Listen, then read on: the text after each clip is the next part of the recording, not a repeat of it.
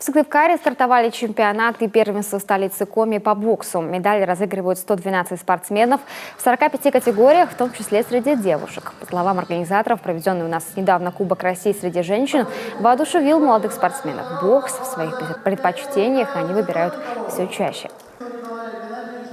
Мы начали свою работу уже в 2015 году, возобновили, скажем так. И мы с каждым годом наращиваем наши темпы, скажем так, спортивной терминологии.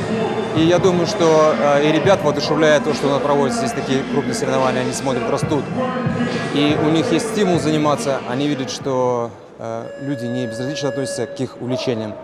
Поэтому я думаю, что если у ребят будет желание, а я думаю, что оно есть, и оно будет, то результаты нашей команды городской будут расти.